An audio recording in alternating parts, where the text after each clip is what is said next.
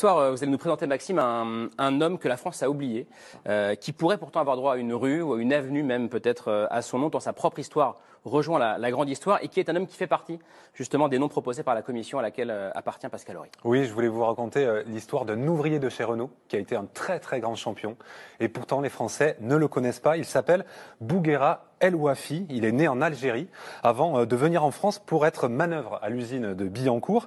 Et à son arrivée à Paris, chaque jour, Bouguera il décide de faire la route en courant. C'est son hobby, courir. Il fait 15 km quotidiennement et il excelle dans le domaine à tel point qu'il est repéré par la Fédération d'athlétisme qui décide de le choisir en 1928 pour représenter la France aux Jeux Olympiques d'Amsterdam.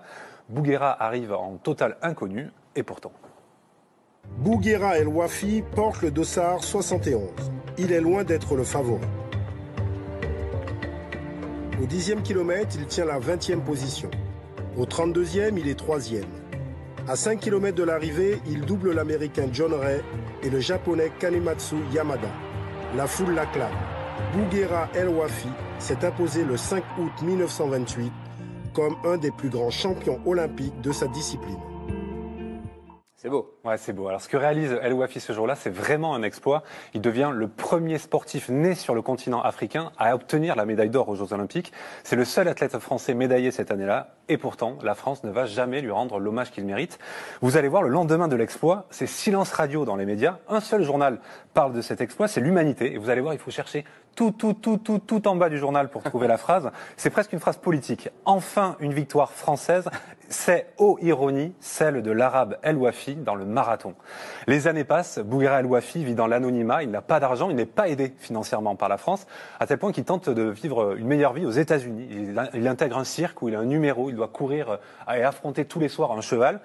Ce numéro ne plaît pas du tout à la France, qui décide de l'exclure de l'équipe nationale d'athlétisme. En fait, il n'y a qu'un homme qui n'oublie pas Bouguera El Ouafi, c'est Alain Mimoun. Comme lui, il est né en Algérie, comme lui, il court pour la France, et comme lui, en 1956, il remporte la médaille d'or aux JO. Il décide alors de profiter de ce jour de gloire pour honorer la mémoire d'El Ouafi. Ce jour-là, il y avait 15 000 personnes à Orly. Et j'ai pensé à lui encore plus à ça. Je dis, quand il a été champion olympique, ce type-là, et certainement qu'il n'a pas été reçu comme ça, le pauvre. J'ai de le chercher. Et c'est grâce à des journalistes, ils l'ont trouvé, ce pauvre. Il était chômeur. Il n'avait pas de travail. Et miséreux. C'est ingrat. La France, pas la France. La France, c'est un pays béni de Dieu. Mais ce peuple est ingrat. L'ingratitude du peuple français. La vie tragique d'El Ouafi, elle s'achève en 1959, en pleine guerre d'Algérie. Il est abattu dans une fusillade à Saint-Denis.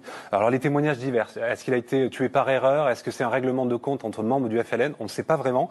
Mais en tout cas, l'histoire d'El Ouafi, ce génial marathonien oublié, elle va peut-être ressurgir grâce à vous et grâce au travail que vous avez fait. Peut-être qu'il y aura en France des noms de rues avec le nom El Ouafi. Ça raconte ce que vous essayez de faire, ça, Pascal Horry? Oui, et ça remontait en ce qui me concerne au dictionnaire des étrangers qu'en fait la France, dont j'ai été très fier. C'est pour ça qu'on m'a demandé, Pascal Blanchard en particulier, de faire partie de cette commission. Moi, j'avais travaillé sur les étrangers. Là, il s'agit de la diversité, donc ça intègre effectivement des ressortissants d'outre-mer, mais qui étaient de nationalité française, représentant cette diversité. L'Algérie française. On a précisé, vous avez précisé maire, mais ça peut concerner aussi les conseils départementaux, les conseils régionaux.